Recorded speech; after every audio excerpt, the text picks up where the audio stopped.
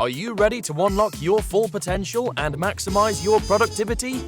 Look no further than Productivity Smarts, the ultimate audio podcast hosted by renowned productivity expert Gerald J. Leonard. In every episode, Gerald shares captivating stories, invaluable tips, and cutting-edge strategies that will transform the way you approach productivity. Whether you're looking to reduce stress, overcome overwhelm, or simply get more done in less time, Productivity Smarts has got you covered. But that's not all. You'll also gain inspiration from real-life success stories of individuals who have achieved greatness through productivity. Plus, you'll learn the latest tools, techniques, and habits that will help you achieve a new level of happiness and fulfillment in your personal and professional life. So why wait? Join us every week as we delve into the exciting world of productivity and help you unleash your full potential. Get ready to take your productivity to the next level with Productivity Smarts. As a productivity expert and host of the Productivity Smarts podcast, Gerald J. Leonard has been a proud supporter of Kiva since 2011.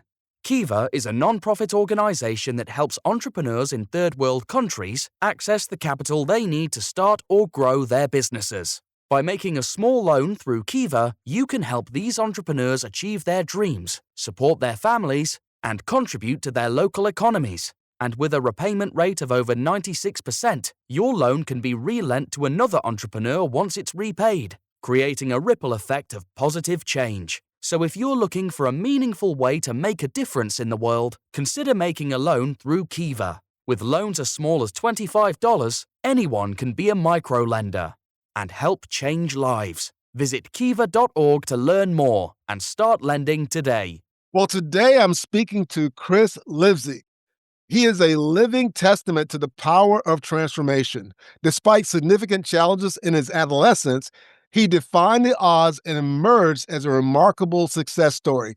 Driven by determination to prove his doubters wrong, he drove deep into self-improvement, attended expert seminars, devoured books on personal development, sought mentors from leading voices in the field. The journey led him to craft 13 Principles of Success, a powerful framework that has helped countless individuals dramatically improve their lives. His acclaimed book, The Shortcut to Magnificence, is a no-nonsense guide to unlocking one's true potential and choosing to live a magnificent life. Chris, how are you? Good. Thank you for having me on your show, Gerald. I'm excited to be here with you. Excellent. Well, obviously, you probably have listened to a few of my shows, so you know I got my magic question because I'm a musician as well. And I always ask, and I think it's really cool to kind of just become human, right?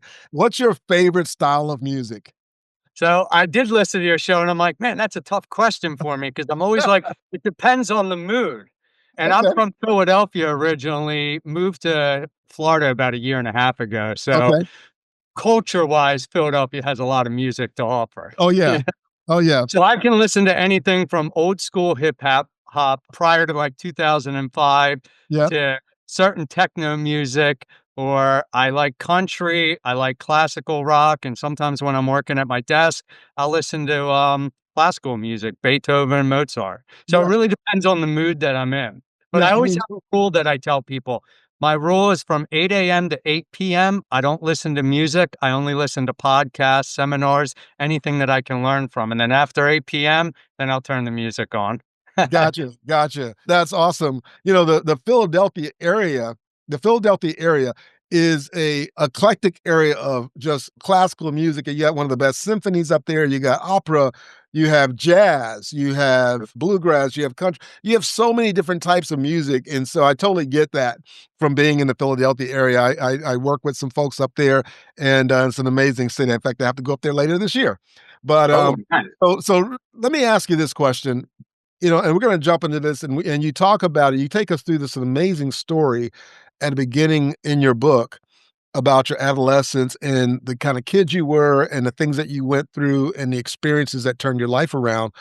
Through all of that and through the latter parts of your life with all the accolades that you've received, what do you feel like is the thing that's helped you become so successful? I would say the biggest thing is really the understanding of how the mind works, which was taught to me by my greatest mentor, who I dedicated my book to, Yeah, Mr. Bob Proctor. yeah, And once he taught me that we have the ability to program our subconscious mind, that's really when I was able to understand that regardless of who you are or where you come from, what your background is, once you understand the power of the mind and know exactly what it is you want and get a clear definition of what it is that you want, you can program the information into your subconscious mind that aligns with that dream. And sure enough, without any doubt, that's going to manifest in your life. yes, yes. And that's a very powerful concept that I think a lot of people, they may hear about, they may hear about it on a podcast like this one. They may have read it or they have come in contact with that concept somewhere, but many people don't take the time to live it out. They don't take Right. the time to live it out, and I think, obviously, you're an example of someone that lives it out, and I think one of the things that resonated when you and I first met to talk about being on the podcast, I felt that, I sensed that very deeply because that's something that I believe as well. Yeah, well, I mean, let me tell you, I mean, I was a troubled teen headed down the wrong path back in my 8th grade year of middle school. And I had counselors and teachers and therapists saying I was a behavior troubled adolescent. Right. And I was becoming a victim of other people's beliefs. And it wasn't until I read a story in the book, See You at the Top by Zig Ziglar. Yes. A little boy was told by 30 different specialists that he was gonna end up to live a life like a vegetable, and he had, the symptoms of cerebral palsy. Right. But his parents didn't believe in that idea and started embedding this information that he could overcome the symptoms and of cerebral palsy, and sure enough, he was able to do so. And at that time, I felt like if 30 different specialists had got it wrong and the parents of this little boy had listened to those doctors, their son would have grown up in an institution. Yeah. So at that point, I started embedded information that aligned with changing my life around. And I was able to prove all the teachers and counselors and people in my life wrong just as well. So I want to make it a point that it's a lot more than just setting goals. Yes.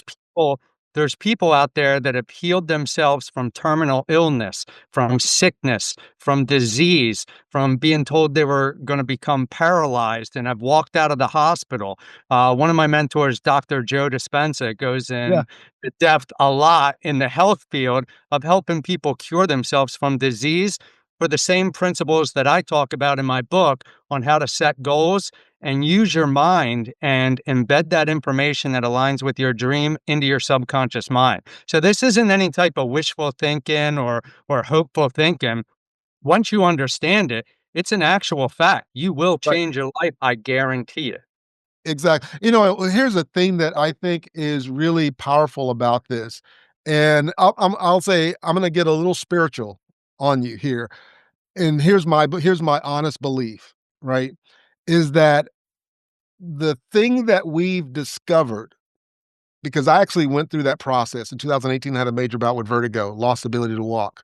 There was no Mm, medication, and I had to rebuild my life, and it was slowing down, going inward as I was trying to recover, and I discovered these principles, these laws. And my belief is that God, the creator, gave us all of these abilities, that we're not doing them outside of him.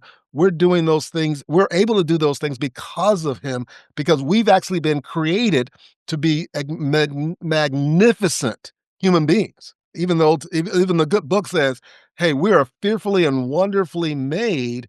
And when you think about what we're going to talk about today, because again, I've had people on my show who had multiple sclerosis and who had other things going on, and they use these principles of mindfulness, meditation, advice, yoga, and so on, that it brought about a healing where the mind told the body what to do. It's kind of like what Dr. Dawson Church talks about with epigenetics. You talk about it in your book. The idea that we can, by our environment and our thinking, we can turn on or turn off genes that can help or hurt us. And so I just kind of want to, from like I said, get a little spiritual here for a second, in that this is how we have been created as human beings. This is who we are. And many of us just don't tap into it. Right. And God, being the creator who created all of us, gave Yes. us the ability to create the life that we want. Yes. And I think have given us the gift at the time of our birth to use these intellectual faculties of our mind to really create the life that we want. But unfortunately, it's not taught out in society. It's not taught in our education system. It's not really taught too much about using the mind and your faith, even in our churches. Yeah. It's about praying. And I once heard, when you pray to God, that's you praying for God's help. But when you follow your intuition, that's God talking to you. Yes. Yes. Exactly. Exactly. So let me ask you about these 13 principles, because again, I can spend here and spend all day talking to you about this stuff because I've lived it and I'm living it. And I love talking to people who've written about it and who really have taken it to a deeper level. The 13 principles of success, they form the backbone of your work. Could you walk us through just one of those principles and maybe give us a quick overview of the 13, but just focus on one of them that is sometimes kind of overlooked, but is really important for being productive in your personal or professional life? So I would say the first two principles, the first principle being faith and spirituality. And Mm, I talk about how to develop enough faith within yourself to achieve anything you want in life by understanding the spiritual side to your personality, right. which I believe resides in the mind. But Yes. see, since nobody's ever seen a picture of the mind, we're often inclined to think that the mind is the brain, but the mind isn't any more than the brain, any more than your fingernail. Right. So it wasn't until I got mentored by one of my greatest, Bob Proctor, who gave me an image of the mind. And see, you and I, we think in pictures. If I Yep. were to ask you to go into your kitchen and say, what type of refrigerator do you have? LG. Like an LG. Now, is the freezer on the top and the On the refrigerator bottom. on the On the bottom? bottom. And it's Is it 2 drawers. right to left? Right. But It's 2 drawers. getting at here Yeah. and I can what visualize I'm that. getting at here is Yeah. what you're doing is you're mentally now going in your kitchen to Yep. take a look at look at your refrigerator. But Right. when I ask you, what does your mind look like? You're gonna say, Uh, yeah, exactly. That's most people automatically think it's your brain. And right. see, I don't know if some of your listeners can see this, but I have a drawing right here that kind of gives you the diagram of what the mind really looks like. But think of it as your top part of your head being your conscious mind Yep. and the lower part of your mind being your subconscious mind. And our conscious mind is really our thinking mind, Yep. and our subconscious mind is our emotional mind. Yep. And it's the thoughts that we think on a continuous basis that we become emotionalized with. That is what's getting embedded into our subconscious mind, which creates our paradigm. Then Yes. it's our paradigm that's creating the results in our life because that's what's putting us in the vibration that we're in on a daily basis. And like Einstein said, everything is energy. That's all there is to it. Yes. Match the frequency of the reality you want, and you cannot help but get that reality. This is not philosophy. This is science. Exactly. Every thought that we think has a frequency. So the Yep. more we think of a thought over and over again and embed that into the subconscious mind, that's what's creating in our daily life. That is the most important aspect to living in this world Yeah. that a person can ever learn. I think everybody should be taught this from the time we first come into this world, because that is what's shaping your future, whether you believe it, whether you know it, or whether you don't or accept it. It's still what's creating your reality. Exactly.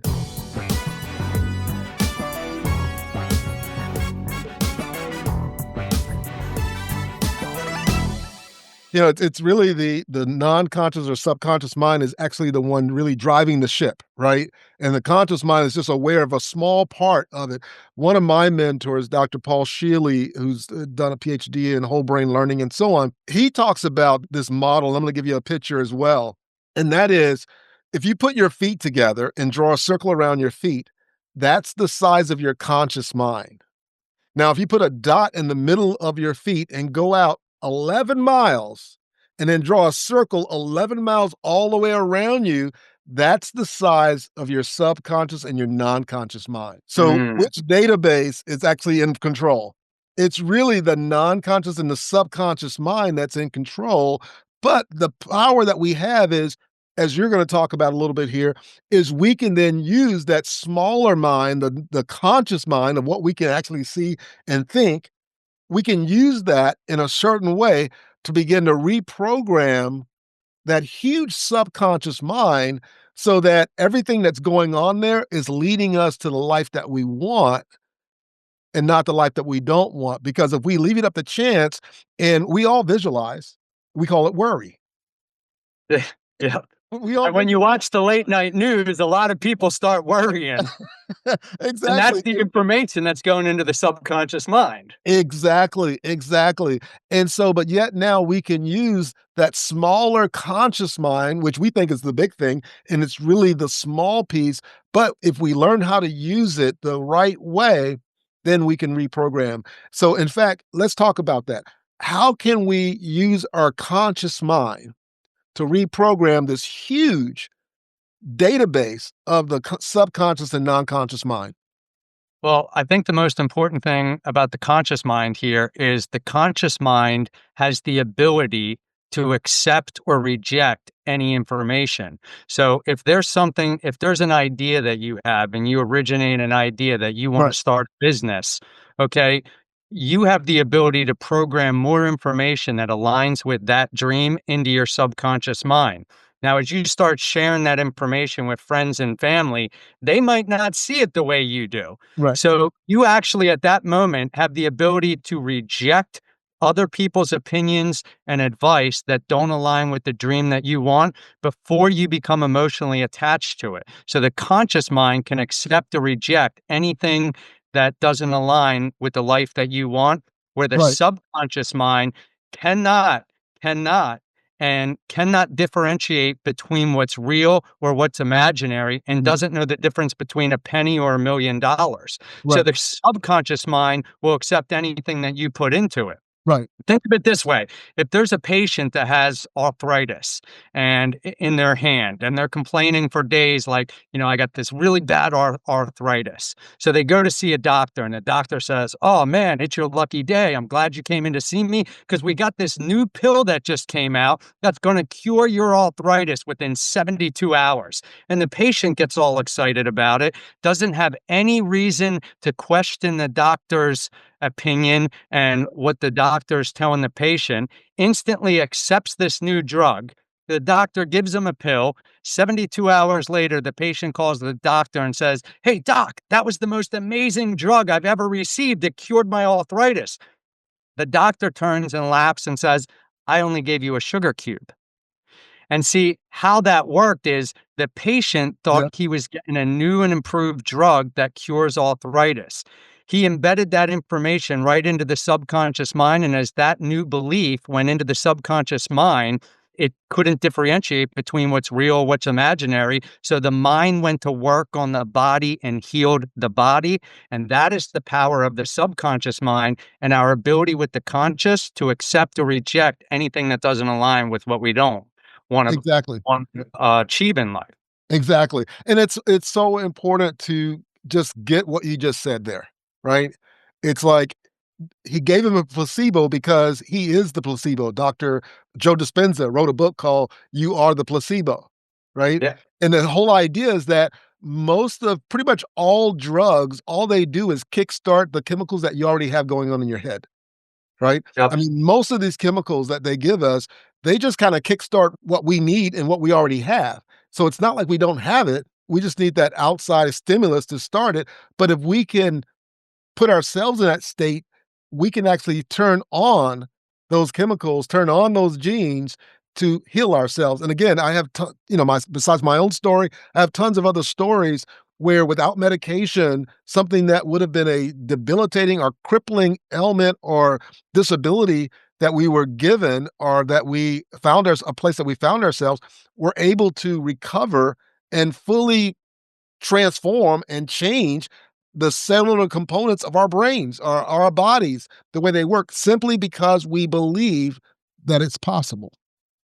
Yeah, and now I didn't quite understand how the mind worked at the time when I first started studying this stuff, Yeah, but it goes back to 1999. I'm a ninth grade student. I'm reading the book that Ziglar wrote, and it was about that little boy with cerebral palsy. And I'm yeah, thinking to myself, how did this little boy overcome the symptoms of cerebral palsy when 30 different specialists told his parents to put him in an institution for the good of the normal members of the family? But right. the parents rejected that idea, went to work on this little boy's subconscious mind, and remarkably, that little boy ended up growing up to live a perfectly normal life. And then I related that to my own life. I'm like, if a little boy with cerebral palsy could overcome the symptoms of cerebral palsy, then I could certainly change my life around from what the teachers, the counselors, and therapists were saying about me. Remarkably, that's exactly what I did. So then I dove a little deeper into saying, well, hey, if this works while I'm still in high school, maybe I could start a business. Maybe I could get into real estate. Maybe I could turn what everybody in my social life makes in a year, maybe I could make it in a month. So Right. it all started making sense to me that like the once we understand what we want to surround ourselves with information and people and things that align with that and embed that information in the subconscious mind and know that in our conscious mind, we have the ability to accept or reject. Exactly. I believe that our environmental heredity is Yeah. more important than our genetic heredity. Yeah.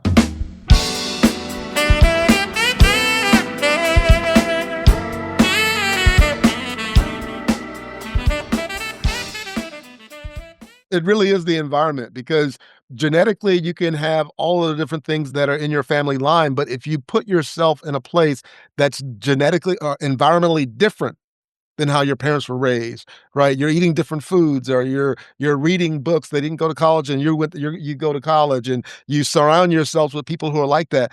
You're going to have a different future. Not just Yeah. because of genetics, but because of the environment. Now, one of the things I wanna ask you about is that a lot of people as when you start this process, right? Like when I 2018 had this vertigo thing happen to me, it wasn't like I, kind of laid in bed and for one night or two thought about, "I'm gonna get past this," and so on, and then everything changed.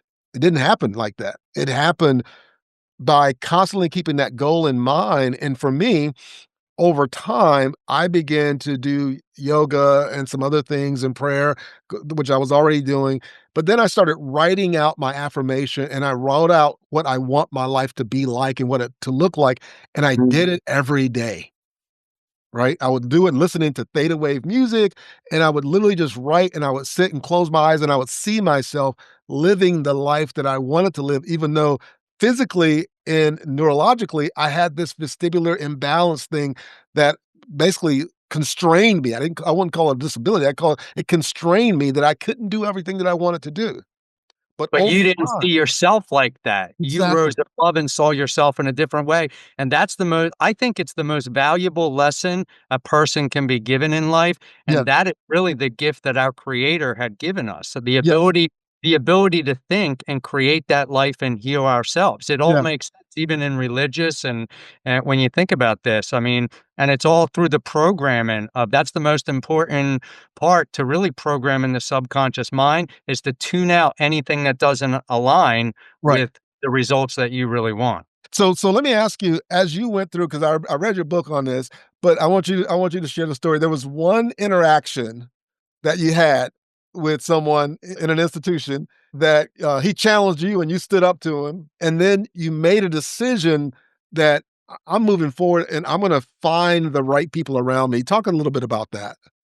Yeah, well, now that's a pretty deep story right there, but all right, so this goes all the way back to when I was getting in trouble with the law, Yeah. okay, back in 1998, and I got sent away from home for a little while, and it was during that time I was only 15 years old, but see, Yeah. what was happening is I was becoming a victim of my environment, the people and places that the people I was hanging out with and places that I was going, and it caused me to end up getting in trouble with the law. I got sent away, and I had this therapist kinda we're in this group therapy session with a bunch of other troubled adolescents, but I happened to be the youngest one in the room. So this guy was a therapist. He stood like 6'7". He was a huge guy. Everybody was scared of him. And he kind of pointed me out of the crowd and got right in my face, telling me that if I kept down that path I was going, I would be dead by the time I was 30 years old. Mm. And something kind of just clicked in me in that moment. What I would call now, it was an emotional impact. That emotional impact is what instantly caused me to change my life. And I, right then and there, said, I think it was the first time I really became a man and stood up for myself and said, you know what?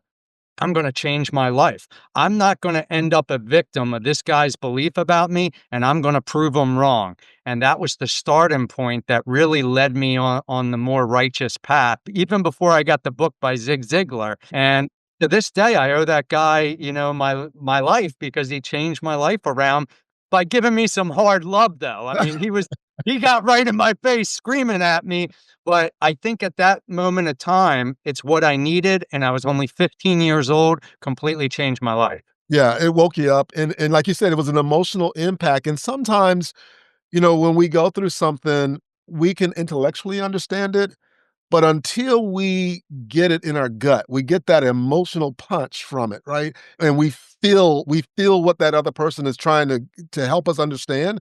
When we feel that, then we can shift because the body deals a lot with the feeling, right? The body Mm, does a lot of the feeling. And what's interesting with that is all feelings are neurochemicals, right? Dopamine, oxytocin, serotonin, those are all neurochemicals that make us feel happy and joyful and close and loved and so on and so forth. So it was like a mixture of adrenaline and dopamine, and you just got punched with a lot of neurochemicals because of what he said in his interaction with you that just woke you up. And yeah. that waking up made you realize that, wait a minute, he's right. If I stay like this, this is my life. Where I'm at right now. This is going to get worse. So if I want to change, I got to change. And now I think about that, and I think, having been in Philadelphia and grown up in Philadelphia, how many inner city kids could use Mm, that same information right now? Because I was there for 20 years doing real estate, and there was not a person in an inner city that I don't think I could change their life around, regardless of their background or circumstances, just by understanding how important the mind is. Doesn't matter what type of family you're born into or situation. It's when you understand that you have control over your mind, you can really live the life that you want. And let me just tell you that the only two ways to change a paradigm, your belief system, are yeah. going to be through an emotional impact, something, and it's usually something negative or something tragic that causes you to change instantly. Oh, yeah. Or it's the repetition of a new belief, which is what you did, is write down the outcome that you wanted in 2018 and constantly feed your mind with the repetition of a new belief. That's why I carry around, like my mentor said, a little goal card. Every day, all day, I have this in my pocket. Yeah. Anytime I reach in my pocket and I pull it out, I read it. And that is just the repetition of me constantly programming my subconscious mind. Exactly, exactly, and it's a really important point you made. It's those 2 things, right? It's that emotional impact, and usually it is a very trying situation where something happens and it's a big setback or it's a punch in the gut, it's a loss of a job, it's a divorce, it is a kid that came down with an illness that you love and that's your kid and you're there to help them. It could be any of those things, but then it's the journey of how do you get to this next level? And for some people, they may have some success, right? They may get to a point where they're doing some things and they go like, "Hey, I've kind of broken through. I'm not struggling anymore. I'm not living paycheck to paycheck. Me and my spouse, we're doing good, or the kids are doing great, and so on." But then they find themselves plateauing, right? They Yeah. find themselves That's right. plateauing. Then you fall into the comfort zone. Exactly, Yeah. exactly. How do you break out of that to keep growing? What do you think is required to keep growing in that? You always have to be setting goals. I Yeah, think that's the most important thing, to set in new goals. And every time you achieve your goal, then you want to set new ones and bigger ones. If your goal was to earn $100,000 a year, the next year should be earn $200,000 a year or earn $100,000 in a month. So right. that's the real important thing. It's endless to where your mind can take you. I only want to wake people up to teach people how their mind works, but then ultimately they have the ability to achieve anything that they want once they understand how their mind works. But you never want to get too comfortable for too long, or then you're not growing. And Exactly. as the old saying goes, you're either growing or disintegrating. So you Yes. want to constantly be setting new goals and growing ahead from wherever you are into a better way of life. It Yeah. makes life more exciting, and you always have something to look forward towards.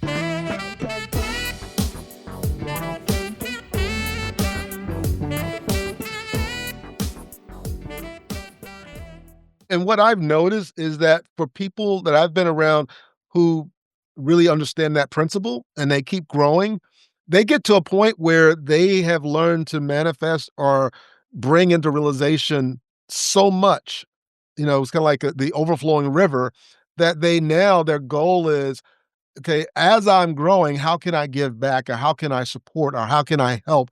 Because, there's only so many burgers you can have, there's so many cars you can drive, there's so many houses you can live in.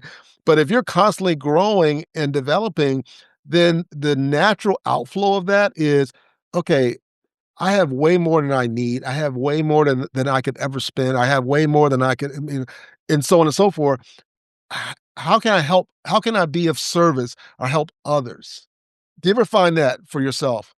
100%. I mean, I think people end up like think about most billionaires end up getting into philanthropy because they want to give back and help other people. Once your business is automated and you're making a certain amount of money and you feel like you've accomplished everything you want, for some reason the brain just kind of turns around and says, "Well, now what can I do for other people to Yeah, give back?" Because that really becomes the legacy. It's not how much money or success you'll make in a lifetime, because 2 generations later, you'll be forgotten and so will your money and everything else.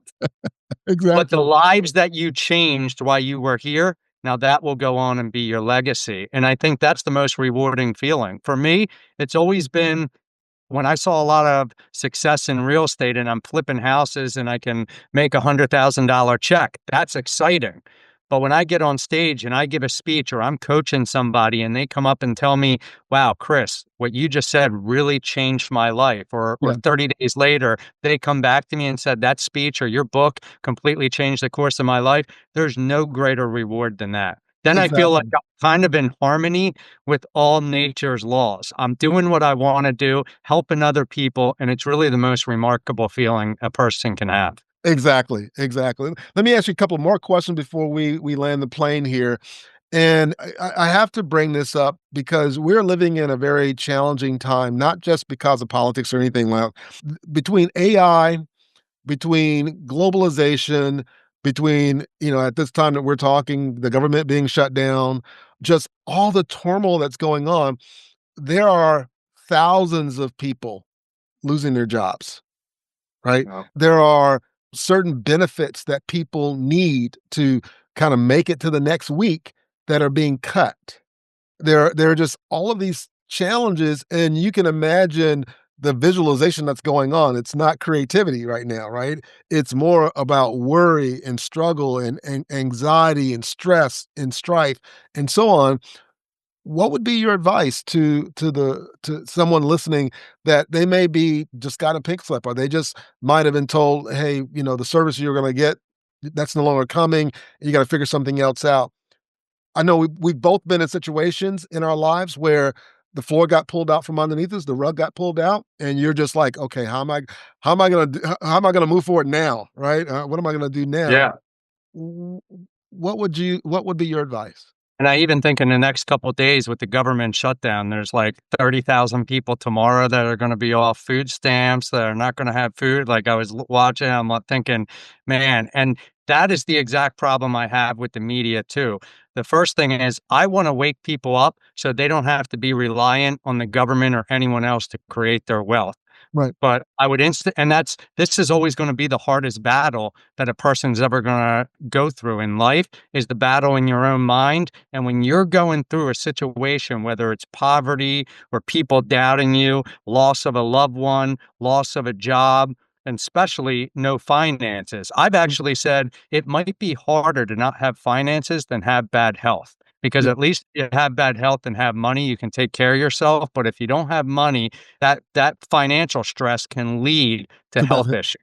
exactly. But I will say that and this isn't something that's gonna happen overnight, but I would tell people that they have to pivot from where they are and start understanding that they do have the ability to choose a new way of living by understanding how their mind works. And then during the time that they're looking to grow, if they just lost their job, they might have to go get a job doing something that they don't wanna do for the next 30, 60, 90 days, or even 6 months. Yeah, But what's important is it's one thing to accept that, but to also know that you gotta write down your goals of where you wanna be right. 6 months from now. So you Exactly. automatically, whatever position that you're in right now, write down where you wanna be 6 months from now.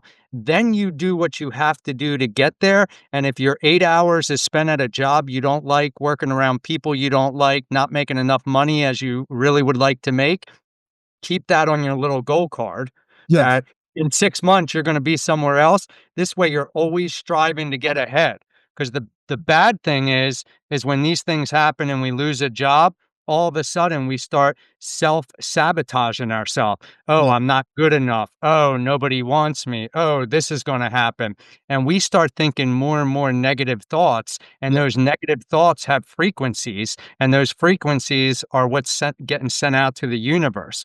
So I tell people you have to look at there's a law of polarity that states there's an opposite to everything. Up, down, boy, girl, hot, cold, Yep. good, or bad. So in any bad situation, you got to try to find the good in it. And maybe Yep. the good might be a wake-up call. But understand if you're losing your job right in this second, things might get a little worse over the next week or 2 weeks. Okay, you're going to struggle. Write down your goals anyway and think of take an hour a day just envisioning what your life will look like having already achieved that. And I can promise you that as you think that thought over and over again and you tie your emotions to it and you do this every day for 30 days, your life will never be the same, regardless of Exactly. what you're going through. Exactly.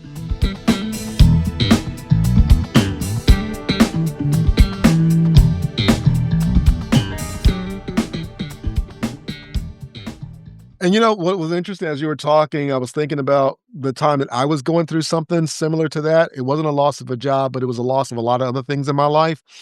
And it was a very painful time. And one of the things that I did, I had a mantra or a saying. Saying was, I'm going to get better, not bitter. And I'm going Mhm. to grow through this and not just go through this. And because of that, I wrote down my goals. I knew where I was at. The reality was I was in a certain place, but I knew what I wanted, where I wanted to be. And what was interesting, what I thought at the time was almost like a curse, which actually turned out to be a blessing, was the fact because of a vestibular issue that I went through, I was limited in physically what I could do. I was limited physically in how far I could walk if I went outside to take a walk. So, sometimes you just want to go outside and take a walk and clear your head. Well, I was limited in being able to do that.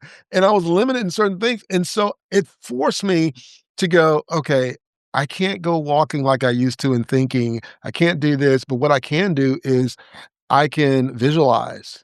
I can sit back and meditate and visualize where I want my life to be. I see where I'm at. I'm around it. I have these constraints, but I am going to stay focused on where I'm going and not where I'm at. And I think that is also something really, really important at this time, irregardless of where you find yourself and what situation you're in, is that if you are constrained and you can't do a lot because of circumstances, then use your mind to take you where you want to be and stay in that space and stay away from worry, remain grateful for what you do have, and then you will be amazed at how quickly things can change when you're kind of taking it day by day, but you'll be amazed at how quickly things can change. And this is always a lot easier said than done. Some people, especially if it's your first time listening to this type of information, you kind of tend to think, yeah, okay, that sounds imaginary.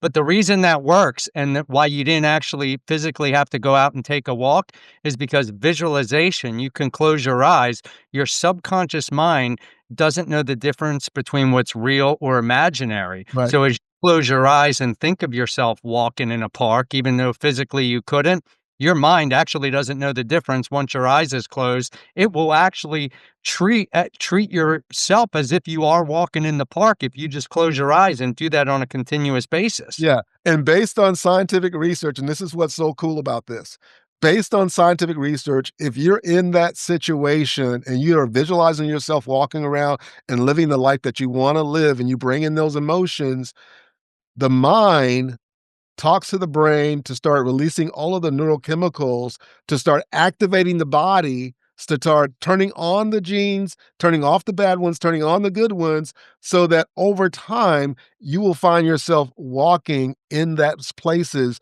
that you were visualizing yourself walking in.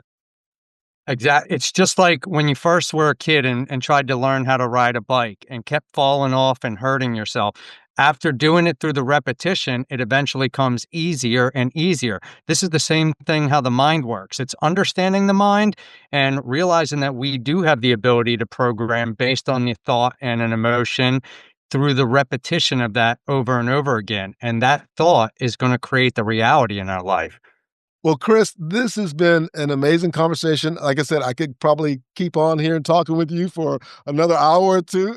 We only got through the first two principles, Jared. I still got a bunch more to go.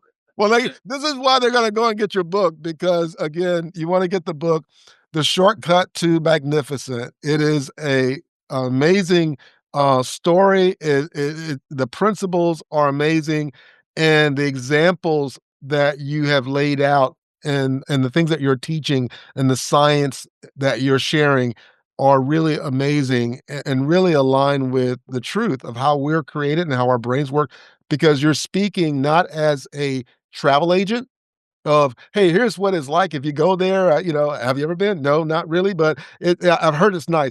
You're speaking as a tour guide, that you have lived this route, you've walked this road, and now you've written a tour guide book that people can read and grab a hold of and learn from you about what you actually went through and how they can actually go through and achieve some of the same things. Let me ask you this, where can people learn more about you?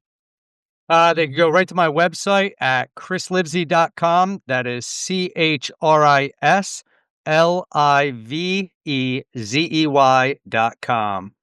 Well, Chris, thank you so much for being on the Productivity Smarts podcast. I'm really happy that we got a chance to connect. I'm really happy I got a chance to look at your book and go through it.